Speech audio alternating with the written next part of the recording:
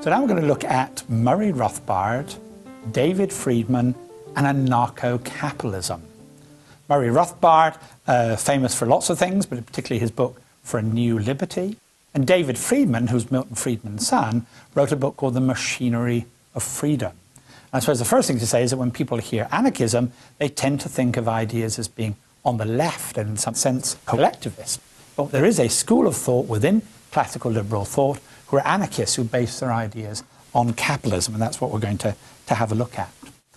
Murray Rothbard, he defended his position. He based it on this idea of natural rights, in that sense similar to Rand and Nozick and other believers in it. But he was also strongly influenced by Mises, and he developed what he called the non-coercive axiom, the non-coercive truth. It is always wrong to use force except in self-defense. It's always wrong to use violence except if you're protecting yourself against somebody who's trying to use violence against yourself. He says that's the principle we should use to establish what government should do. David Friedman, from a different point of view, he very much follows the same methodology of his father, the Chicago School of Empirical Analysis. He says, we answer this question by comparing what's the relative efficiency of leaving things to the market and what's the relative efficiency of leaving it to the government. Two very different sorts of methodologies. One clearly based on natural rights, one clearly based on consequences. Why do they think the government should be limited? In fact, they go beyond that. They believe there should be no state at all. Well, that raises the question about what is a state? The classic definition of a state comes from Max Weber, the German sociologist. A state is an institution which claims a monopoly of the legitimate use of force over a given territory. So within the society the government covers, nobody else is allowed to use force. Only the government should be allowed to use force. Rothbard criticized this because he said, what does governments do? They violate our rights.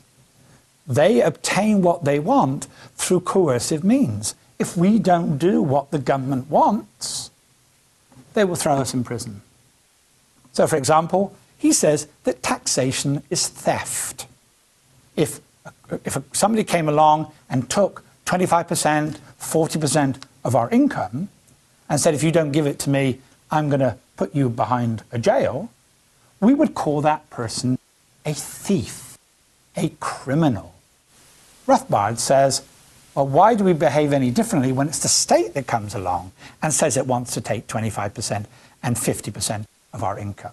It is the state is simply a criminal which is violating our rights. David Friedman, taking this efficiency approach, he says the state is inevitably inefficient. All right, we carry out the empirical approach. We measure government efficiency versus market efficiency.